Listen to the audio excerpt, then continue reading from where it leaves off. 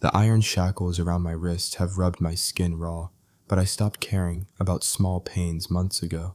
Standing on the wooden platform in the center of the marketplace, I keep my eyes fixed on the ground, watching shadows shift as potential buyers circle like vultures. My throat aches with the phantom memory of words I can no longer speak, stolen from me 5 years ago by a fever that nearly killed me. The silence that replaced my voice has become my prison and my protection both. Next lot, the auctioneer bellows, his voice cutting through the morning air like a blade. Male Omega, 23 years, mute but literate, trained in translation work. He grabs my chin roughly, forcing my head up. Decent teeth, all the limbs intact, bit scrawny but manageable. My cheeks burn with humiliation, but I don't resist. Fighting only makes things worse. I learned that lesson 8 months ago when I volunteered for this nightmare. When I walked into the trafficking rings processing center with forged documents and a story about being a desperate packless Omega looking for protection. They believed me because I couldn't speak to contradict their assumptions. Because a mute Omega seemed harmless, manageable, unable to tell anyone what he witnessed. They had no idea I've been documenting everything. Every name, every face, every route, every transaction. I have a photographic memory, a gift that became my weapon when my voice was taken. For 8 months I've been watching, cataloging, waiting for the moment when I could bring this entire operation down. And that moment is coming. The task force knows I'm here. They're waiting for my signal. Zeb, for the evidence only I can provide. I just have to survive long enough to deliver it. Starting bid is 50 silver, the auctioneer announces. Silence stretches across the marketplace like a held breath. I can see it in the dismissive glances, the way the buyers look through me rather than at me. Too thin, too broken, too useless without a voice. 30 silver, the auctioneer tries, his voice losing confidence. A few men step closer, examining me like livestock. Their eyes are cold and calculating, and I recognize 2 of them from my mental files. Buyers who've purchased 17 Omegas in the past 6 months. I memorize their faces again, adding this encounter to my evidence. 20 silver, comes a gravelly voice from the crowd. My blood runs cold. The man who steps forward is broad and scarred, with yellowed teeth and hands that look like they've broken more bones than they could count. His eyes strip me bare and I see my future written in his cruel smile. This isn't part of the plan. The task force expected me to be purchased by one of the high-level traffickers, someone whose household I could infiltrate further. Not this man who looks like he'll work me to death in his fields before the month is out. 15, he says, haggling like I'm livestock. Look at him, can't even talk back. Lucky if he lasts the winter. The auctioneer's face falls, and I feel panic rising in my chest. I need more time. I need to get into the organization's inner circle, not disappear into some backwater farm where my death won't even be noticed. But I can't speak, can't signal, can't do anything but stand here and pray that something, anything changes. How then the air itself seems to shift. A ripple of tension sweeps through the marketplace, so powerful it makes the hair on the back of my neck stand up. Every instinct screams at me to lower my eyes, to make myself small, to submit to whatever force has just entered our midst. The very atmosphere thickens with an authority so absolute it makes my bones ache. Conversations halt mid-sentence. Laughter cuts off abruptly. Even the crying children fall silent. The Alpha Kings, someone whispers, the words barely audible. All 3 of them. It can't be. Against every rule of survival I've learned, I glance up. The crowd is parting like water before a storm, people dropping to their knees as 3 figures move through them with identical predatory grace. They're clearly brothers, possibly triplets given their identical height and build, but each carries himself with a distinct presence that marks him as an individual force of nature. My heart hammers against my ribs because I know who they are. Everyone in the territories knows the Kong Triplet Kings, Kaiser, Dimitri, and Theron Kong. The 3 Alpha Kings who ruled the United Territories as a triumvirate, who built an empire on the bones of their enemies, who are feared and respected in equal measure across 6 kingdoms. What are they doing at a slave auction in a border marketplace? This doesn't make sense. They don't buy slaves. They don't need to. They have more wealth and power than half the continent combined. 100 gold. Kaiser's voice cuts through the marketplace like a blade through silk, cold and final. The eldest by 3 minutes according to the intelligence files I memorized. Yet he stands slightly ahead of his brothers with ice blue eyes that could freeze you with a glance. My eyes snap fully open now, my gaze locked on the 3 men who command such absolute deference.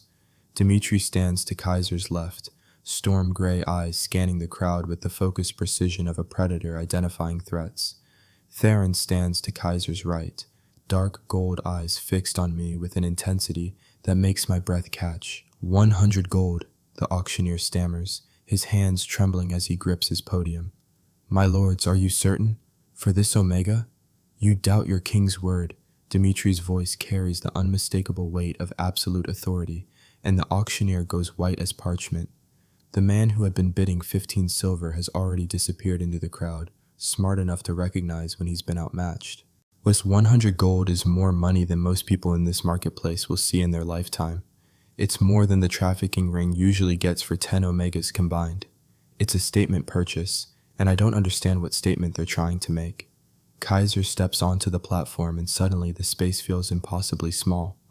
This close, I can see the controlled power that rolls off him in waves. Not just physical strength, but something deeper, more primal. You're mute, he says. It's not a question. I nod, reaching for the small slate and chalk I'm allowed to carry. I write quickly in neat script. Yes, my lord. Fever damage 5 years ago. I can read and write in 7 languages. I was a diplomatic translator before I lost my voice. Dmitri moves closer, reading over Kaiser's shoulder. 7 languages, he says. And something in his tone makes me look up. His storm gray eyes are studying me with an intensity that feels like being dissected. That's useful. Show us, Theron says, and his voice is softer than his brother's, but no less commanding. I write quickly, the same sentence in Korean, English, Japanese, Mandarin, Russian, French, and German. My hand moves with practiced efficiency, muscle memory from years of translation work before the fever, before the task force recruited me, before I volunteered to destroy my own life to bring down this trafficking network. The 3 of them study my slate in silence. Then Kaiser nods once, sharp and decisive. He'll do. Rowan, a massive warrior I hadn't noticed before, steps forward. Yes, Alpha King. Take him to the fortress. See that he's fed, clothed, and given quarters in the translator's wing. He's to begin work immediately on the treaty documents from the Eastern delegation. My mind races. Translator's wing. Treaty documents. This isn't what I expected. The task force briefed me on being purchased by traffickers, on gathering evidence from inside their operations, not on being bought by the 3 most powerful alphas in 6 kingdoms to do actual translation work. Wait, I write quickly, holding up my slate. My lords, I can explain. I'm not just a translator, Rowan's hand clamps down on my shoulder, stopping me mid-sentence. Rule 1, he says quietly. You don't address the Alpha Kings unless they address you directly. Rule 2, you never look them in the eyes. You're property now. Expensive property, but property all the same. I watch helplessly as the 3 kings stride away. I'm already deep in conversation about something that apparently doesn't involve me. Rowan leads me away from the marketplace, and all I can think is that I've just been pulled out of the trafficking ring by the 3 most powerful men in the territories, and I have no idea if this helps or destroys my mission. Welcome to BL Story Heaven. I hope you all are doing great. If you are new here, please hit the subscribe button for more stories. Now sit back, relax, and enjoy today's story. This one is about deception, duty, and discovering that sometimes the mission you thought you were on isn't the mission you needed at all. The journey to the Alpha Kings' territory stretches ahead like a fever dream I can't wake from. My bare feet, still tender from months of deliberately poor treatment to maintain my cover, I bleed against the rocky mountain path. Around me, the king's warriors move with fluid grace between human and wolf forms as the terrain demands. I could shift too.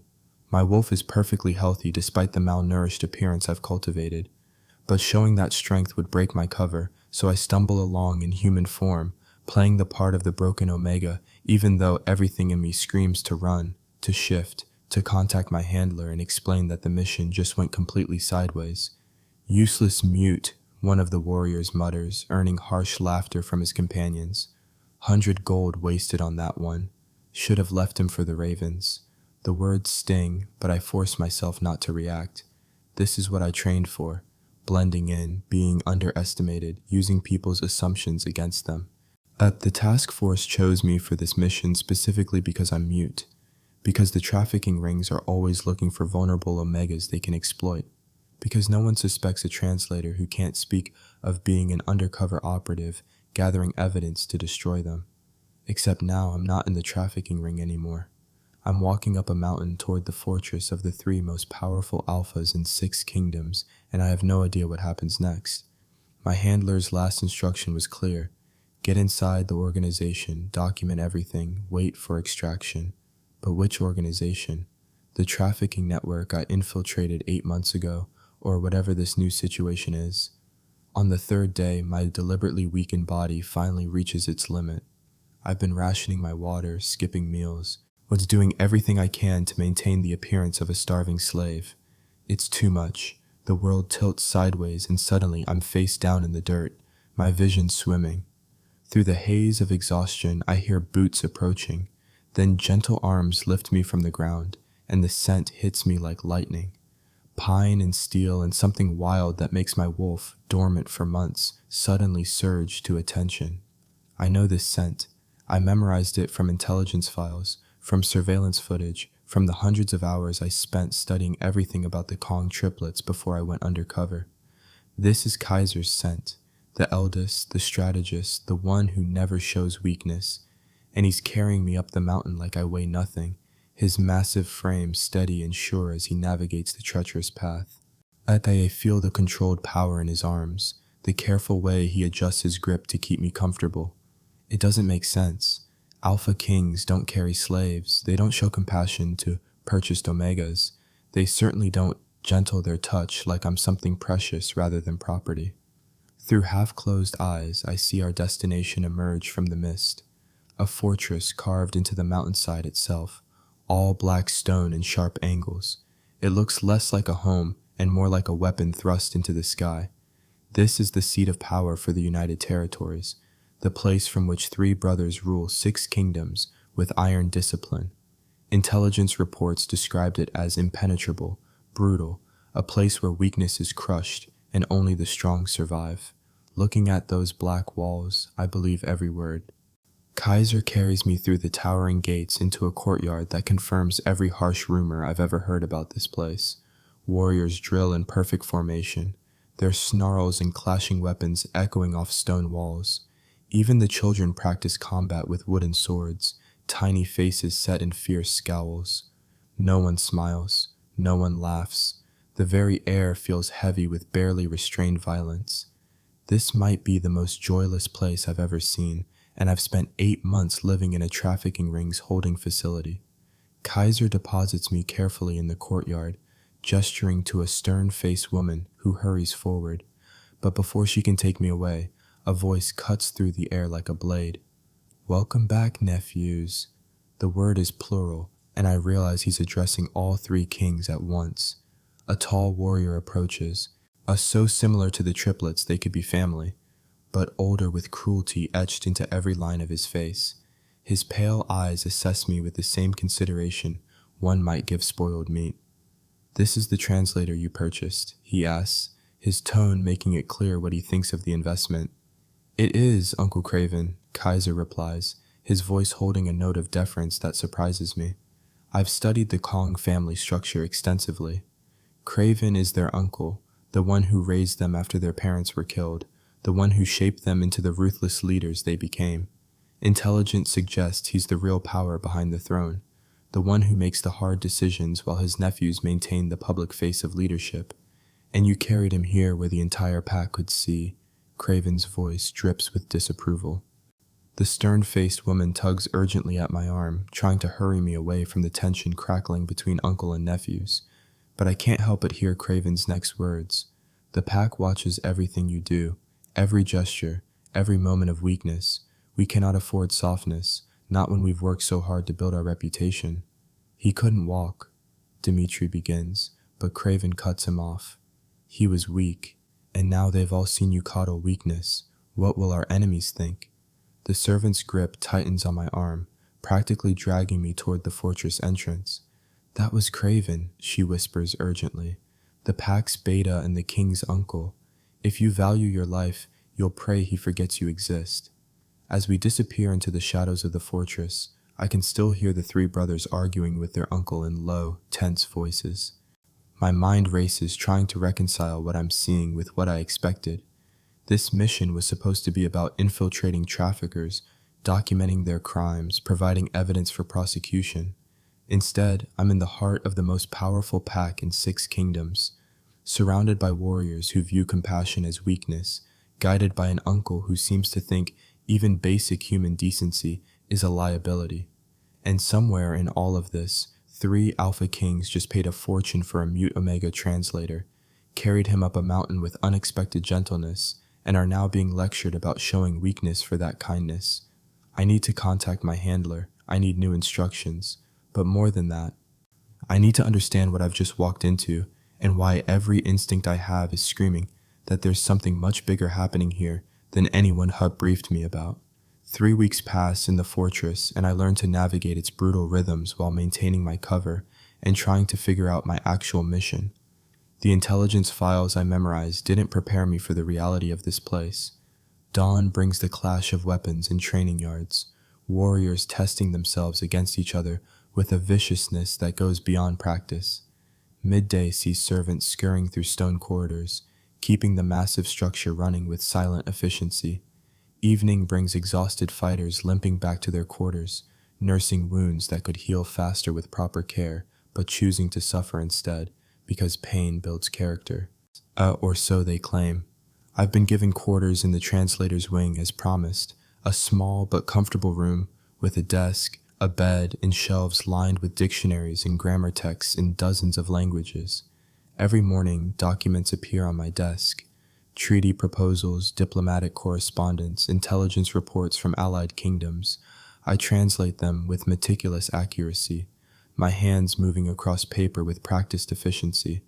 It's real work, actual diplomatic translation that requires my full skill set. This isn't a cover. They genuinely need a translator, and they're using me as one. But I haven't forgotten why I'm really here.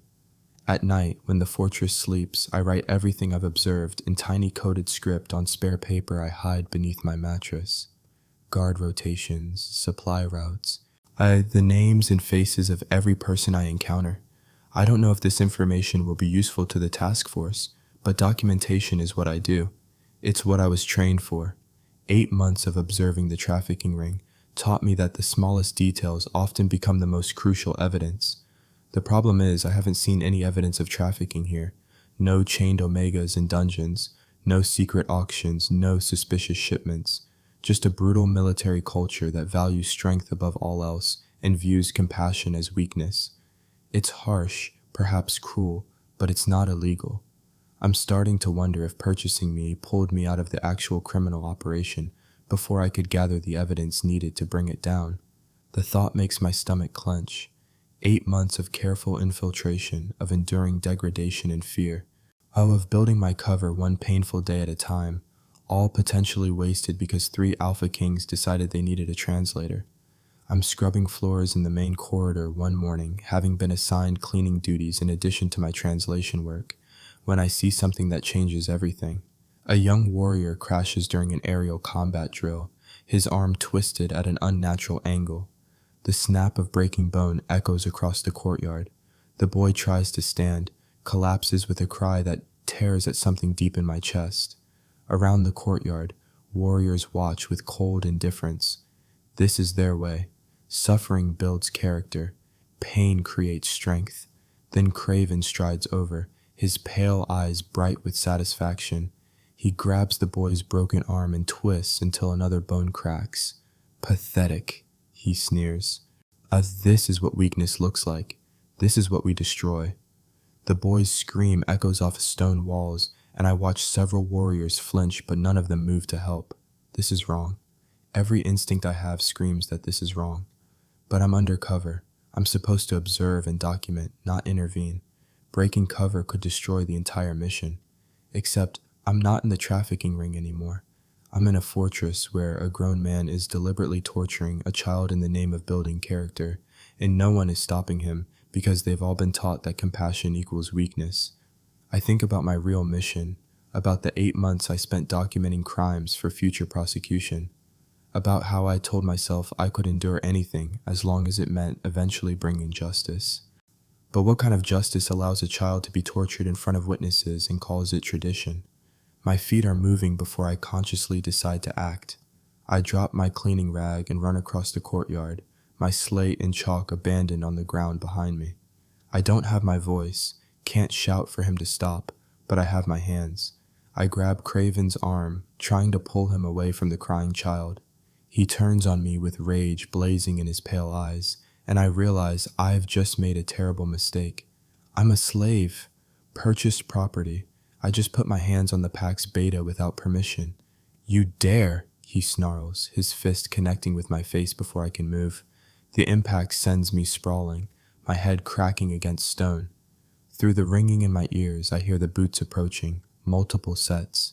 The 3 kings are here, so drawn by the commotion. This is it. This is where I get punished for breaking protocol, possibly killed for daring to touch their uncle. I try to push myself up, to show deference, to somehow salvage this situation, but my vision swims and I taste blood. Enough! Kaiser's voice cuts through the courtyard like winter wind. I risk a glance up and see all 3 brothers standing in a semicircle around their uncle. Their expressions are carefully neutral, but I can see tension in the set of their shoulders, the way their hands have moved unconsciously toward weapons. The Omega is new, Dimitri says, his storm gray eyes flicking to me for just a moment. He doesn't understand our ways yet. He will learn, Theron adds, but his dark gold eyes are on his uncle rather than me. Craven's face flushes with anger. He interfered with pack discipline. Such insolence cannot stand. The boy's arm was broken, Kaiser says quietly.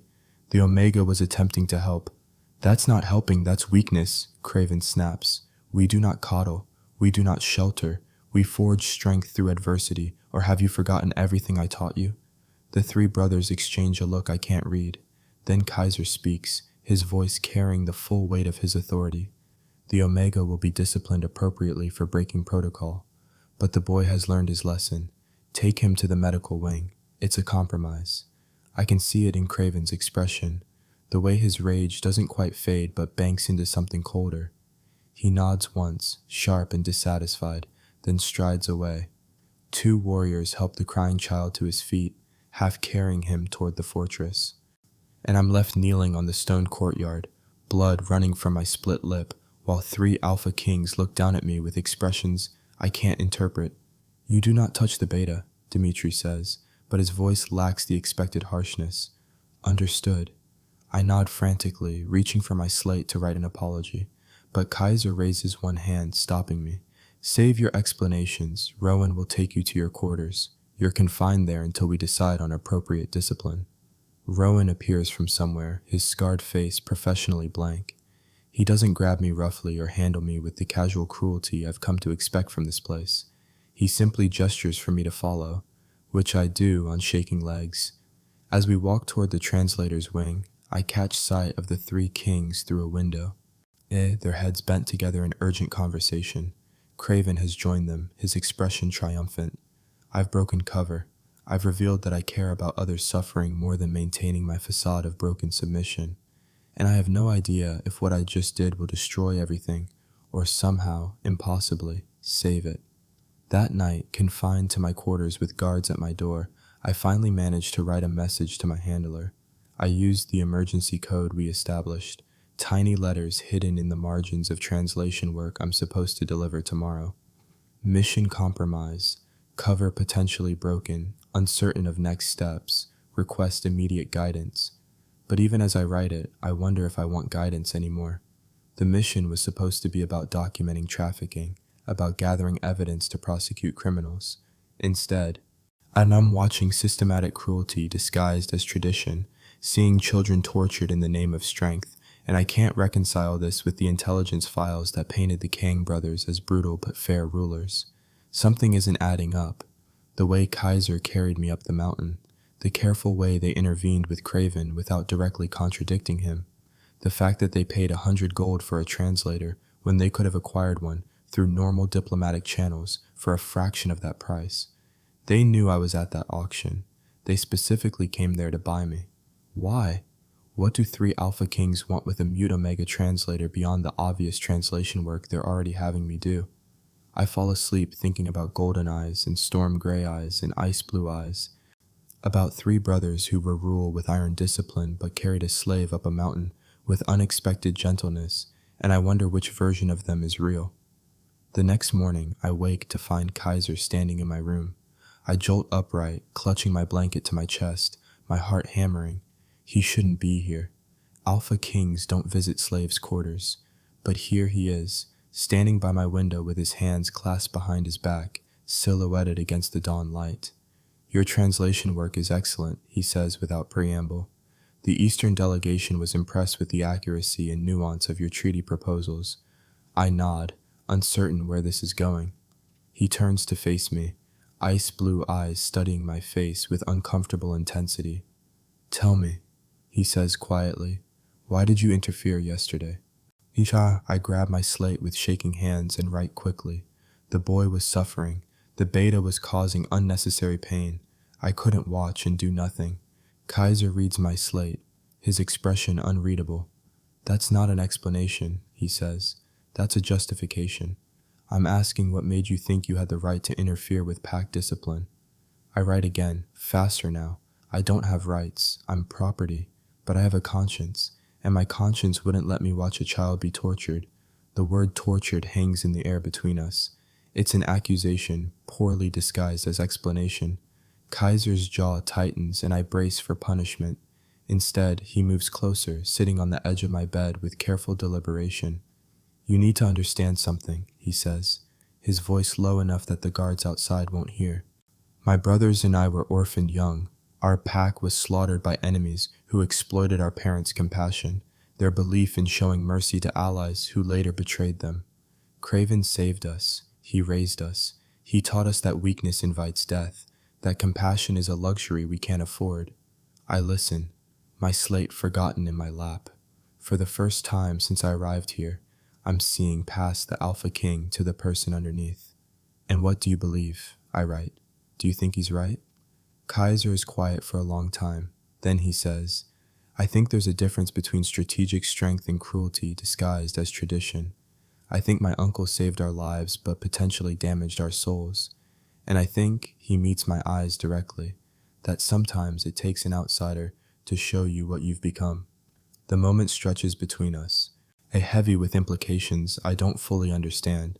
Then he stands, the professional mask sliding back into place. You'll continue your translation work. You won't interfere with pack discipline again. And you'll attend the evening meal in the Great Hall starting tonight. I want the pack to see that you're under our direct protection. It's a shield, a public declaration that touching me means challenging the kings themselves. I nod, writing a quick thank you on my slate. He's almost to the door when I write one more thing and hold it up. Why did you buy me? He pauses, his hand on the doorframe. His back is to me, so I can't see his expression when he answers. Because we needed a translator. The lie is smooth, practiced. I almost believe it. Almost. But then he adds, and because leaving you there wasn't an option. He's gone before I can ask what he means, leaving me alone with my slate and my questions and the growing certainty that nothing about this mission is what I thought it was. The evening meal in the Great Hall is an ordeal. I'm seated at a small table near the king's dais, close enough to be under their protection, but far enough to maintain proper hierarchy. Warriors fill the massive room, their conversations a low rumble punctuated by harsh laughter. Craven sits at the high table with his nephews, his pale eyes finding me repeatedly throughout the meal. Each glance feels like a threat. I pick at my food, hyper-aware of every eye on me. The mute Omega who dared to touch the beta, the useless slave the kings paid a fortune for, the outsider who doesn't understand their ways and apparently doesn't care to learn them. I catch fragments of conversation from nearby tables, weak, pathetic. Why do the kings protect him? The words sting, but I've endured worse during my infiltration. This is nothing compared to 8 months of being treated as disposable property by actual criminals. Except, it doesn't feel like nothing. It feels personal in a way the trafficking ring never did. Those people were monsters I was working to bring down. These people are just damage, taught from childhood that cruelty equals strength because showing compassion got their leaders killed.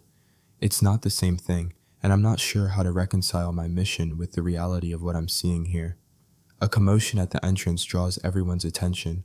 A warrior staggers in, supported by 2 of his companions. His side is dark with blood, as a massive wound that's still bleeding despite his wolf's healing. Silver poisoning, someone near me whispers.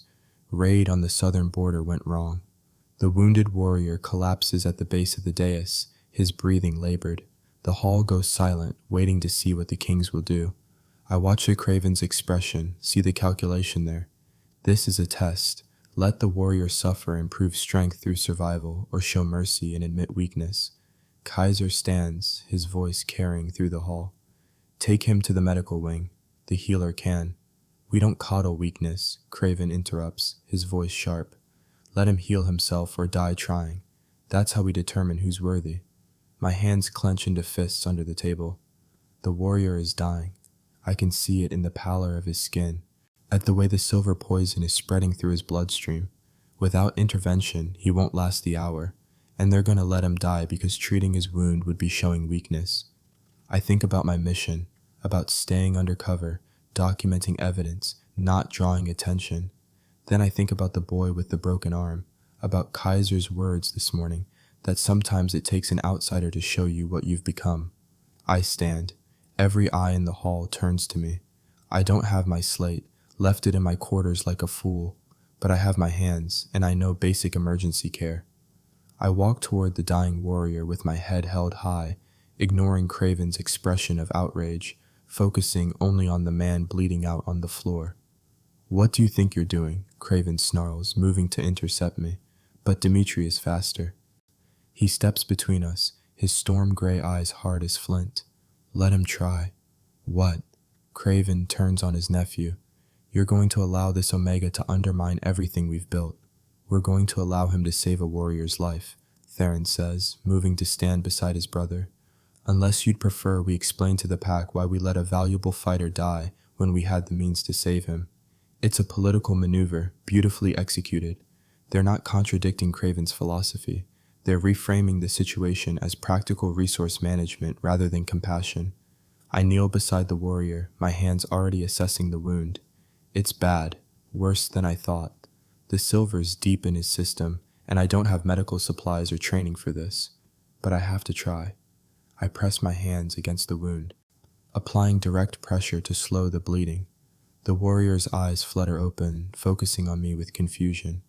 I can't tell him it's going to be okay, can't offer verbal comfort, but I can stay with him, can work to keep him alive until someone with actual medical knowledge arrives.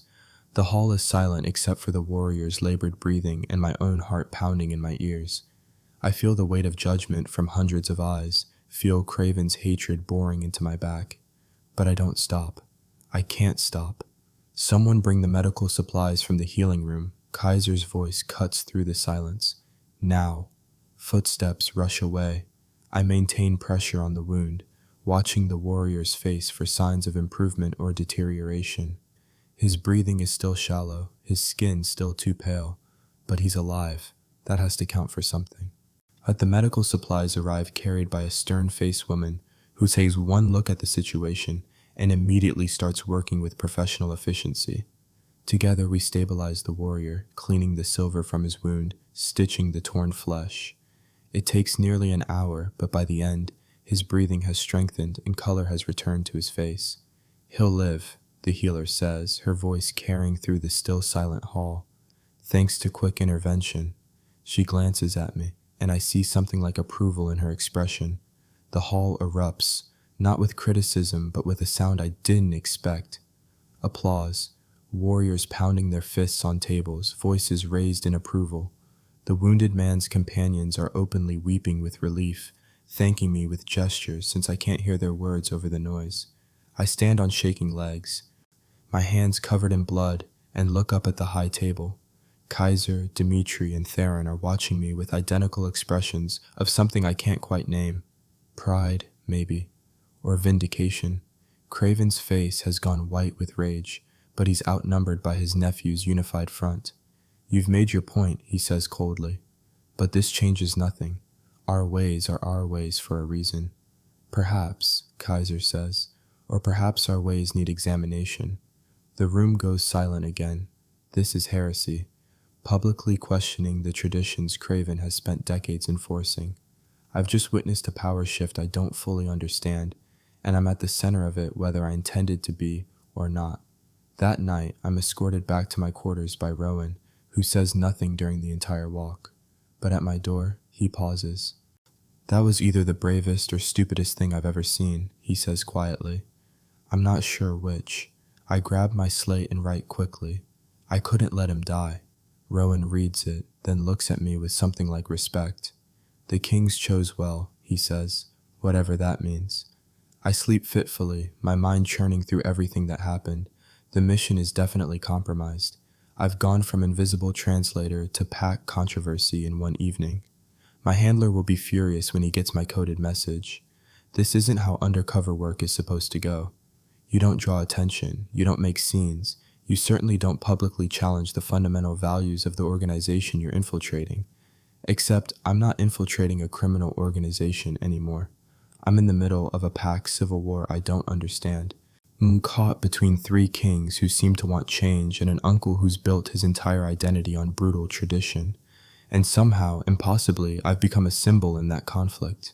The mute Omega who dared to show compassion in a place where compassion is considered weakness. I have no idea where this goes next, but I know one thing for certain. My original mission is over. Whether I want it to be or not, something new has begun. And for the first time in 8 months, I'm not sure if I'm the hunter or the prey. If you're still with me, leave a comment. This story is only getting started, and I promise you, everything you think you understand is about to change. The days following my public defiance of Craven's philosophy transform my existence in the fortress in ways I never anticipated. Warriors who once looked through me now nod in passing. Servants seeking me out with injuries they'd normally hide, trusting me to help where the official healers follow Craven's harsh protocols. Even the children, those fierce little warriors in training, start to smile when they see me, as if my presence gives them permission to be young rather than just soldiers. But the cost of that transformation becomes clear 3 days after I save the silver-poisoned warrior's life. I'm walking through the eastern corridor, carrying completed translations to the king's study, when Craven steps out of a shadowed alcove directly into my path. I stop, my heart immediately racing. We're alone. The hallway stretches empty in both directions, and I realize this isn't an accident. He's been waiting for me. "You're destroying them," he says without preamble. His pale eyes bore into mine with an intensity that makes my wolf cower. My nephews were perfect, strong, disciplined, feared by every enemy and ally alike. Then you arrived and suddenly, they question everything I taught them. I reach for my slate, but he slaps it from my hands before I can write a word. "I don't want your explanations," he snarls. "I want you gone.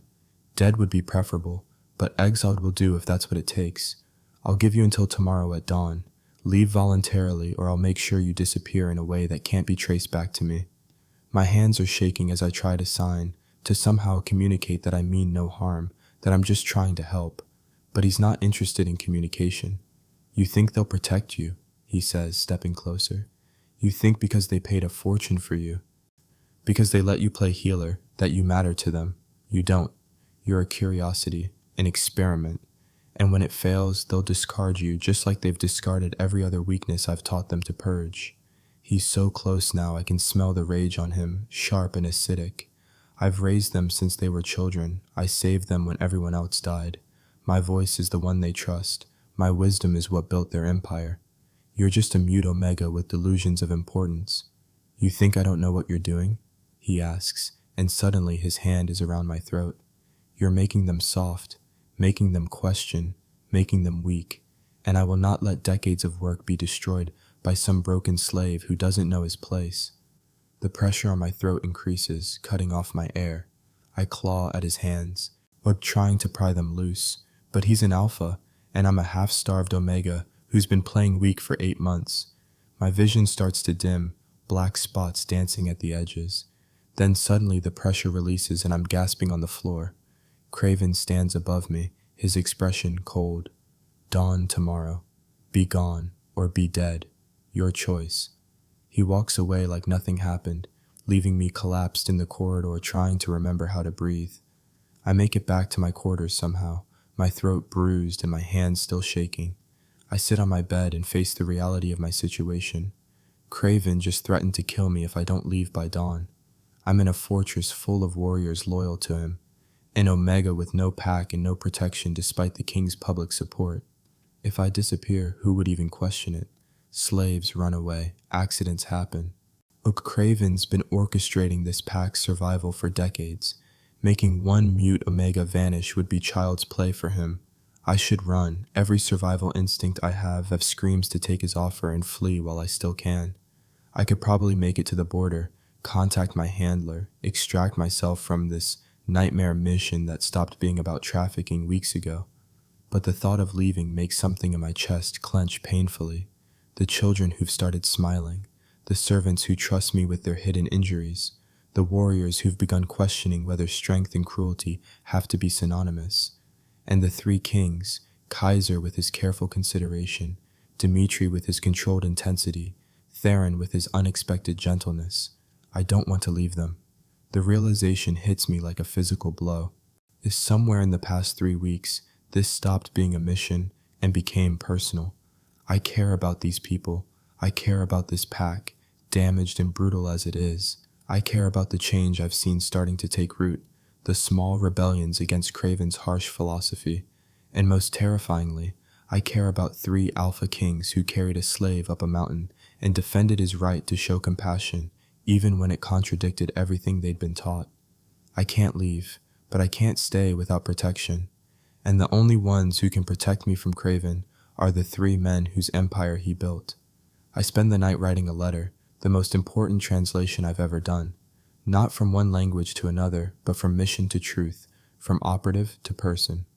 I write about the trafficking ring I infiltrated, and about 8 months of gathering evidence, about volunteering to be purchased at auction as part of my cover. I write about how buying me pulled me out of that mission before I could complete it, how I've been trying to reconcile my duty with this unexpected situation, and I write about what I've seen here, in this fortress, the systematic cruelty disguised as strength building, the children tortured in the name of character development, the slow transformation I've witnessed as people dare to hope that compassion isn't weakness. Most importantly, I write about Craven's threat, about the choice he's given me, leave or die. I seal the letter and wait for dawn, knowing this is either the bravest or stupidest decision I've ever made. When the first light breaks over the mountains, I don't run. Instead, I walk directly to the king's private chambers and knock on the massive oak doors. Rowan answers, his scarred face immediately suspicious. The kings aren't receiving, he starts, but I hold up my sealed letter with shaking hands. It's urgent, I write on my slate. Life or death, please. Something in my expression must convince him, because he takes the letter. Wait here. He disappears inside, leaving me standing in the corridor with my heart hammering against my ribs. Minutes pass like hours. Then Rowan returns, his expression grim. They'll see you now. He leads me into a chamber I've never entered before, a private study where the 3 kings are already assembled. Kaiser sits behind a massive desk, my letter open in front of him. Dmitri stands at the window, his storm-gray eyes fixed on the courtyard below.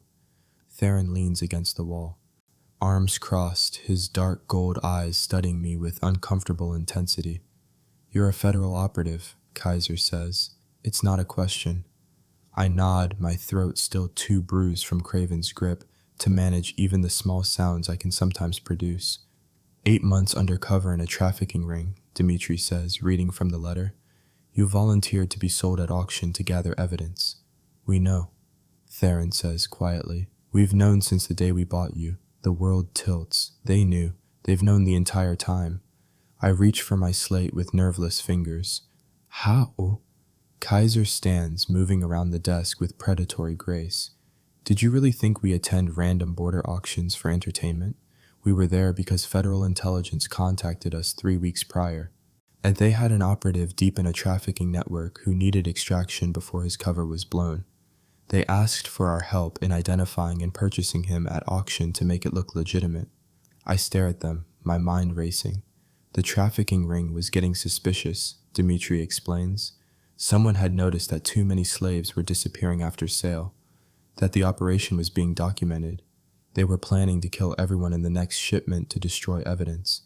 The task force needed you out immediately.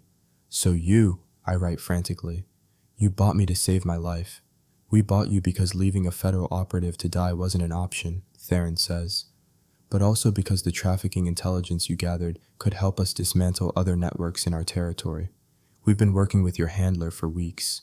And I sit down hard on the nearest chair, my legs suddenly unable to support me. Everything I thought I understood about the past 3 weeks rearranges itself in my mind. They weren't just random alpha kings who bought an Omega on a whim. They were part of my extraction, coordinated with the task force, deliberately pulling me out of danger.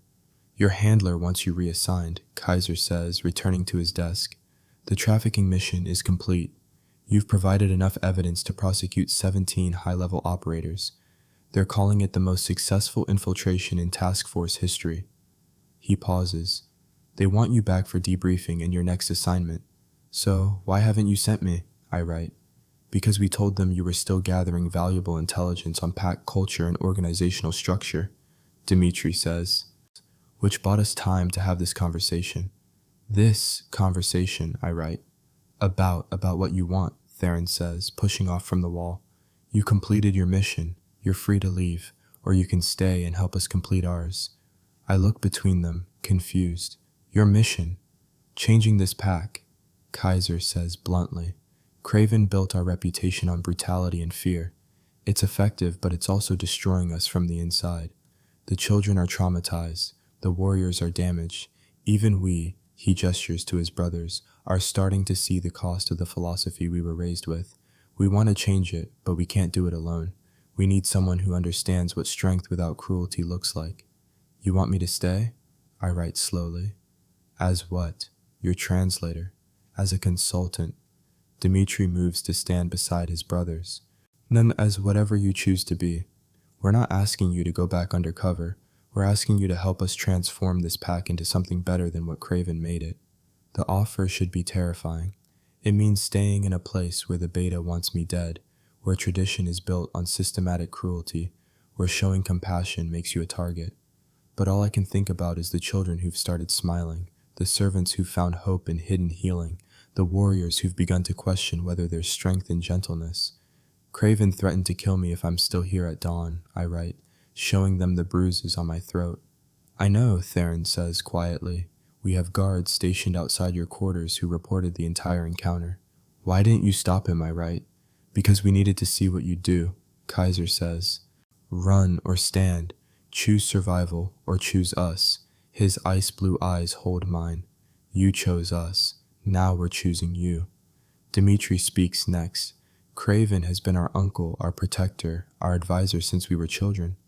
Confronting him means potentially breaking the pack, starting a civil war, destroying the stability we've built. But watching him torture a child and threaten to kill an Omega for showing compassion has made us realize something. I look up at him, waiting. We've been following a dead man's philosophy, Dimitri continues. Our father was killed for being too compassionate. Craven saved us by being too cruel. Neither extreme is sustainable. We need balance, and you've shown us what that looks like. So what happens now, I write. Now we have a conversation with our uncle, Kaiser says, all of us together. And we make it clear that the pack's direction is changing, with or without his approval. It's a declaration of war disguised as a family meeting. I know enough about pack politics to understand that challenging Craven publicly means forcing every warrior to choose sides. The kings who want change, or the beta who built the old order. Some will die, many will be hurt, and all because a mute Omega dared to show compassion in a place that called it weakness. I'm not worth a civil war, I write. That's not your decision to make, Theron says gently. We've been heading toward this confrontation for years. You didn't cause it, you just accelerated the timeline. Besides, his dark gold eyes hold a warmth that makes my breath catch. You're worth more than you know. The meeting happens that afternoon in the Great Hall, with every senior warrior and pack elder assembled. Craven stands at the high table, his expression thunderous as the three kings take their places.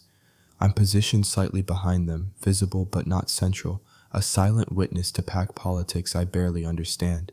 My nephews have called this gathering, Craven begins, his voice carrying through the hall, to discuss recent concerning developments in pack discipline. That's one way to phrase it, Kaiser says mildly. Another would be to say we're discussing the difference between strength and systematic cruelty. The hall goes deathly silent. You dare, Craven starts, but Dmitri cuts him off. We dare because we must. Uncle, you saved our lives when we were children. You taught us to survive when survival seemed impossible. We owe you everything, including our honesty. And honestly, Theron continues, the pack we've built is breaking. Warriors are damaged beyond repair. Children grow up traumatized. We've created strength through fear, but we've also created emptiness. This is about the Omega, Craven says, his pale eyes finding me. You're letting a mute slave undermine decades of careful work. This is about us, Kaiser corrects. About three kings who've been taught that compassion equals weakness, and we're done believing it. We've seen what happens when an Omega shows kindness in our fortress. People heal, children smile. Warriors start to believe they can be strong without being cruel, and we want more of that, not less. You're fools, Craven says flatly. Sentimentality will destroy you just like it destroyed your parents. Perhaps, Dmitri acknowledges, or perhaps our parents' mistake wasn't compassion. It was trusting the wrong people. The implication hangs in the air like a blade. The hall erupts, warriors shouting, elders demanding order, pack members taking sides immediately. I watch it unfold with growing horror, understanding finally what my presence has triggered. This isn't just about me. It's about everything Craven has built, everything the kings have been quietly questioning for years, coming to a head in public confrontation that will reshape the entire pack. Through the chaos, I see Craven watching me. His expression isn't rage anymore. It's calculation. He's realized he can't win this politically. The kings are unified against him, and pack law says their word is absolute. But pack law also says accidents happen, and I'm still just a purchased Omega with no formal protection beyond their goodwill.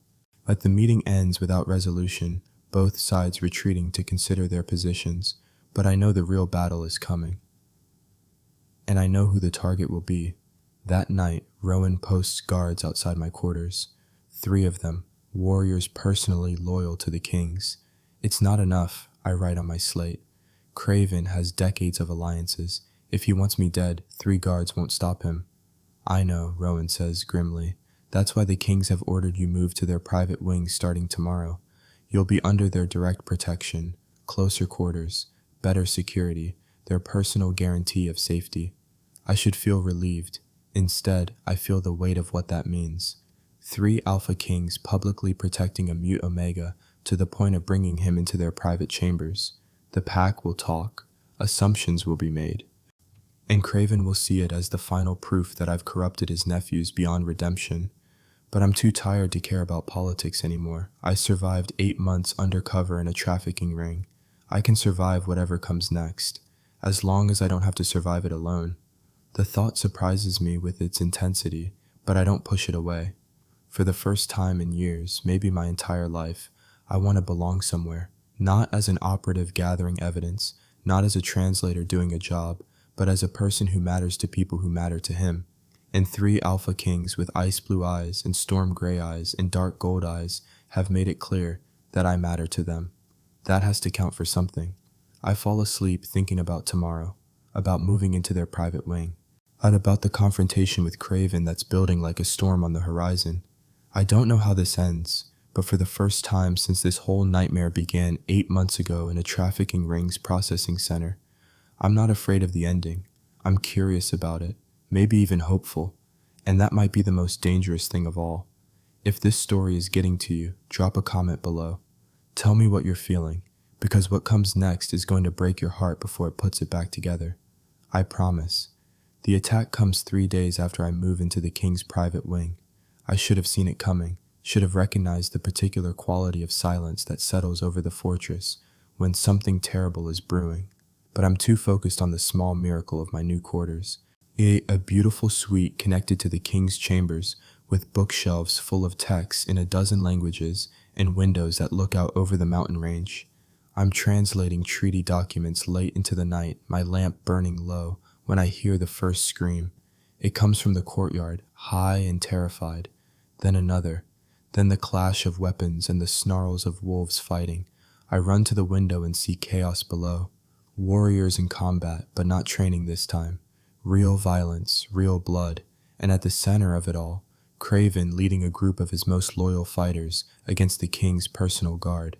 This is a coup, a desperate gamble to overthrow his nephews before they can complete the transformation of the pack. I need to find the kings, need to warn them, but even as I turn from the window, my door crashes open. 3 warriors I don't recognize storm in, their eyes wild with fanatical devotion. The Omega, one snarls.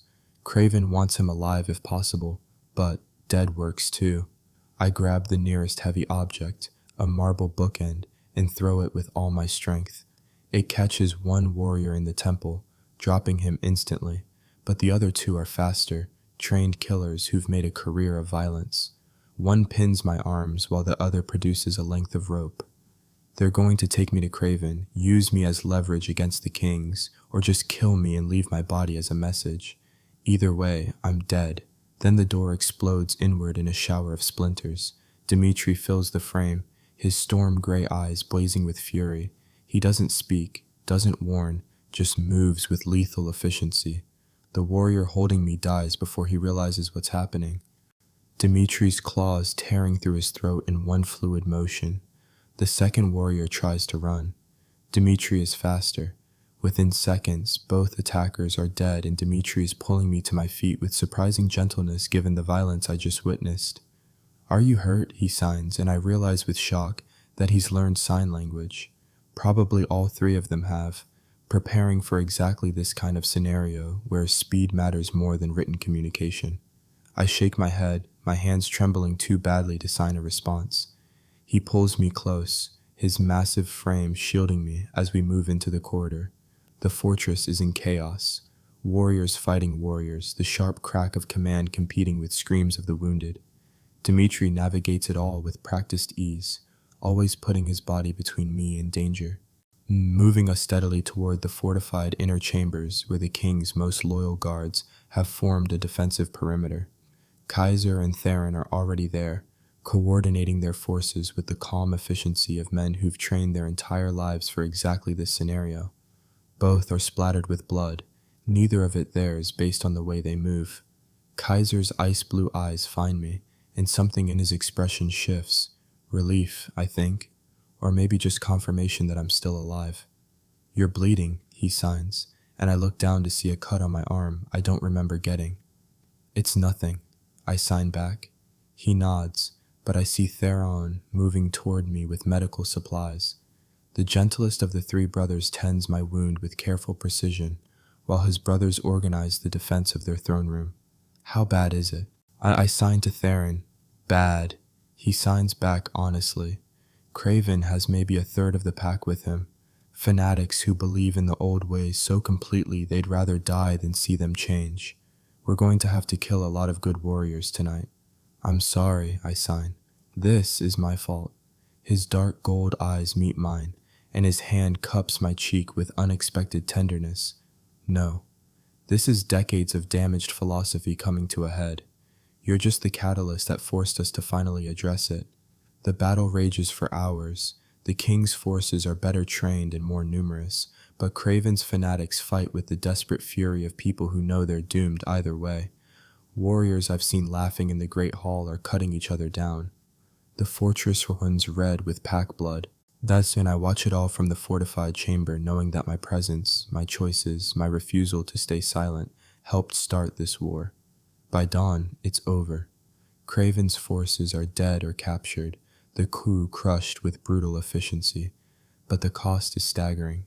50 warriors dead, twice that number wounded, Families destroyed, children orphaned, and at the center of the carnage, chained and bleeding, Craven himself. The three kings stand before their uncle in the great hall, now a makeshift throne room with bodies still being cleared from the floor. I'm positioned behind them, my arm bandaged, my hand still shaking with reaction. This is pack justice, and it's not going to be gentle. You've destroyed everything, Craven says, his voice rough from screaming orders during the battle. I raised you to be strong, you've become weak. Sentimental, led astray by an Omega who doesn't even understand our world. Kaiser's expression doesn't change. We've destroyed your vision, uncle, not ours. We're building something better. Better, Craven laughs bitterly. You think compassion builds empires. You think showing mercy makes you strong. I've watched empires fall because they chose kindness over survival. You'll be next. Perhaps, Dimitri says quietly, or perhaps we'll be the first pack to prove that strength and compassion aren't mutually exclusive. Either way, your way is over. The sentence is delivered without fanfare. Execution for treason to be carried out immediately. Craven doesn't beg. He looks at each of his nephews in turn, and for just a moment I see past the fanatic to the man who saved 3 orphaned children and raised them the only way he knew how. I'm sorry I failed you, he says. Not sorry for what he did, sorry that his philosophy didn't take root deeply enough. It's the saddest thing I've ever heard. The execution is quick and clean. A single cut from Kaiser's sword, so fast Craven doesn't have time to feel it. Then it's over, and the 3 kings are left standing over the body of the man who shaped their entire worldview. I want to go to them, to offer comfort, but this is pack business and I'm still an outsider. Then Theron turns, his dark gold eyes finding mine across the hall, and his hand extends an invitation. I cross to them on shaking legs. Stand with us, Kaiser signs. You're part of this, part of what we're building. So I stand between 3 kings and the body of their uncle, and together we face the assembled pack. Many are crying, mourning Craven despite his betrayal. Others look relieved, as if a weight they've carried for years has finally been lifted. All of them are looking to their leaders for guidance. This pack was built on fear, Dimitri says, his voice carrying through the silent hall. We thought that made us strong. Instead, it made us brittle, ready to shatter at the first real challenge. He pauses. Today we shattered, tomorrow we rebuild. We're not abandoning strength, Kaiser continues. We're redefining it. Strength isn't just surviving pain, it's choosing to heal. It's protecting the vulnerable instead of exploiting them. It's building something that lasts because people want to belong to it, not because they're afraid to leave. And anyone who can't accept that, Theron finishes, is free to leave peacefully. No judgment, no punishment. We want warriors who choose to be here, not prisoners who stay out of fear. The silence that follows is profound. Then, one by one, warriors begin to kneel, not in submission, but in acceptance. A new contract between leaders and pack. I watch it unfold with tears streaming down my face, overwhelmed by the transformation I've witnessed. 8 months ago, I volunteered to infiltrate criminals. Tonight, I watched 3 kings kill their uncle to save their pack's soul. And somehow, impossibly, I'm part of what they're building. The days following the coup are strange and painful and beautiful all at once. The fortress feels emptier with 50 warriors dead, and another 20 who chose to leave rather than accept the new philosophy. But it also feels lighter, as if decades of accumulated tension has finally released. Children laugh in the courtyards without looking over their shoulders for punishment. Warriors train with encouragement instead of cruelty. Even the stone walls seem to breathe easier. I'm in my quarters translating trade agreements when Kaiser knocks. He enters without waiting for permission, which I'm learning is normal for him. We need to talk, he signs. About what? About us. My heart stops, then starts again, hammering so hard I'm sure he can hear it. Us. The 3 of us, he clarifies, though his expression suggests he knows exactly how I interpreted that. And you. This can't continue. The words hit like a physical blow. He's sending me away. Of course he is. I completed my mission. The coup is over. I'm not needed anymore. I'm thinking, he continues before I can spiral completely, that we should make your position official. Not as property, as free pack member, advisor on cultural transformation, teacher. Whatever title fits what you're actually doing here. I stare at him, my slate forgotten. You want me to stay? I finally sign. We want you to stay, he corrects. All three of us, if you're willing. I think about the task force, about my handler who's probably furious that I haven't checked in for weeks, about the career I've built on infiltration and deception. Then I think about children who smile, about warriors learning that strength can be gentle, about 3 kings who chose compassion over tradition and paid for it in blood. I'm willing, I sign. Kaiser's expression shifts into something I've never seen on him before. Relief so profound it's almost painful to witness. Good, he signs, because there's something else we need to discuss. He takes my slate and writes quickly.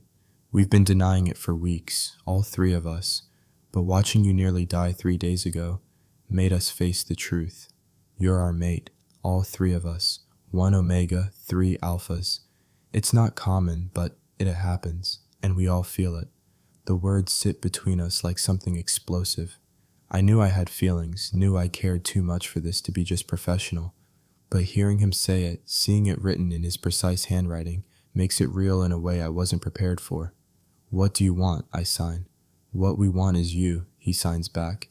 But what you want matters more. We're not going to pressure you. We're not going to use our positions to coerce you. We're just telling you the truth, and you can decide what to do with it. Think about it.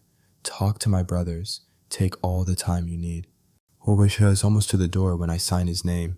He turns. I've thought about it, I sign. Every day for 3 weeks. I've thought about it too. The transformation in his face is beautiful. He crosses back to me in 3 strides and pulls me into his arms with a gentleness that contradicts his massive frame. I can feel his heart hammering against his chest, can smell his scent of ice and winter wind wrapping around me. The door opens and Dimitri and Theron enter like they were waiting just outside, which they probably were. Kaiser releases me, and I see them both watching with identical expressions of hope and vulnerability. You're sure? Dimitri signs. I nod, more sure than I've been of anything in years. This wasn't my mission. This wasn't even my choice. Not really. But somehow it became my future, and I can't imagine wanting anything else. Theron pulls me to him next, his dark gold eyes holding mine. We're broken, you know, he signs honestly. Craven damaged us in ways we're still discovering. Changing the pact doesn't change that we were raised in systematic cruelty. We'll make mistakes. We'll hurt you without meaning to. I know, I sign back. And I'll call you on it when you do, because that's what mates do. They don't let you get away with being less than you could be. Dimitri is last, and when he pulls me close, I feel the tremor in his arms. The controlled, dangerous warrior who killed 3 men in seconds to save me is shaking like a leaf. I'm terrified, he signs against my shoulder, of hurting you, of failing you, of being what Craven made us instead of what we want to be. Then we'll be terrified together, I sign back, and we'll figure it out, because I'm broken too. Remember, 8 months undercover taught me things about deception and survival that I can't just forget. We're all damaged, but maybe damaged people can heal together. The claiming happens that night under the full moon, all 4 of us standing in the private garden of the king's quarters. It's nothing like the grand public ceremonies tradition demands, just 3 alphas and 1 omega in the moonlight and the promises we make to each other in signs and whispers. Kaiser marks me first, his bite gentle but claiming on the left side of my throat. Dimitri takes the right side, his mark precise and careful. Theron claims the center, directly over my bond gland, and the sensation of 3 marks activating simultaneously sends me to my knees with the intensity of it. They catch me, all 3 of them, and we collapse together in the soft grass. The bond settles over us like warmth in winter, connecting us in ways I barely understand but already cherish. I can feel them now, not just physically, but emotionally. Kaiser's steady strength, Dimitri's controlled intensity, Theron's gentle devotion, and somehow, miraculously, I can feel them feeling me, my fear and hope and overwhelming love all tangled together. We stay there until dawn, talking in signs about the future we're building, the pack we want to create, the traditions we'll keep and the ones we'll discard, the children we hope to raise someday in a fortress that knows how to be both strong and kind. And through it all, I keep thinking about the journey that brought me here. 8 months of infiltration, of enduring degradation and fear, of gathering evidence against criminals. Getting pulled out by 3 kings I thought were just part of my extraction, discovering that the real mission wasn't about traffickers at all, it was about finding a home. My handler finally makes contact 2 weeks later. A coded message delivered through official diplomatic channels. Return for debrief. Next assignment waiting. I burn the message and write my own. Mission complete. Choosing to stay. Please update my status to retired. The response takes 3 days. Are you certain? This is your career, your life's work. You're one of our best operatives. My response is simple. I was one of your best operatives. Now I'm a mate, an advisor, and a translator for 3 kings who are transforming their pack. That's my life's work now. Thank you for everything. The final message I receive says only understood. Good luck. And that's how I go from federal operative to pack Omega in the span of 2 months. The fortress continues to transform around us. Warriors who once communicated only through violence learn to use their words. Children who were raised to hide weakness start to ask for help when they need it. The harsh stone corridors that echoed with screams now sometimes ring with laughter. It's not perfect. Change is slow and painful, and there are days when the old philosophy tries to resurface. But we're building something new together, brick by careful brick. I'm in the garden 6 months after the claiming when Theron finds me. You're thinking too hard, he signs, settling beside me on the bench. I can feel it through the bond. I'm thinking about how strange life is, I sign back. How 8 months ago I thought my purpose was bringing down criminals. How I ended up here instead, building something I didn't even know I needed. He takes my hand, threading our fingers together. Do you regret it? I think about the question honestly. About my career I gave up, my identity as an operative, the missions I'll never run. Then I think about 3 marks on my throat, about children who smile, about warriors learning that strength and compassion aren't enemies. Never, I sign. Not once. Not ever. 3 years later, the fortress has become something no one from the old regime would recognize. The training yards still ring with combat, but now they're balanced with healing rooms and classrooms and gardens where children learn about more than just fighting. The Great Hall hosts feasts where laughter is as common as strategic planning. Warriors still train to be deadly, but they also learn diplomacy. Healing, arts. We've created balance, the thing Craven never understood was possible. I'm standing in that same Great Hall during the Spring Festival, watching children perform a play about pack history, when I feel 3 familiar presences behind me. My mates, my partners, my kings. They settle around me with the easy familiarity of people who've learned each other's rhythms so thoroughly that movement becomes dance. Was it worth it? Kaiser signs, gesturing to the laughing children, the smiling warriors, the transformed pack. Everything we went through, the crew, the deaths, the pain of change. I look at the pack we've built, the lives we've saved by choosing compassion over cruelty. Then I look at my 3 mates, the broken kings who learned to heal alongside me. Yes, I sign. 1,000 times yes.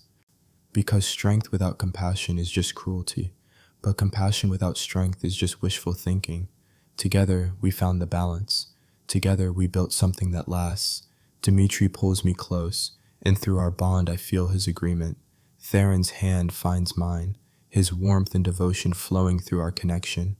Kaiser's ice-blue eyes meet mine, and in them I see pride and love in the future we're still building day by day. The mute Omega who was purchased at auction, the 3 kings who paid a fortune for a translator. We all thought we knew what that transaction meant. Turns out we had no idea.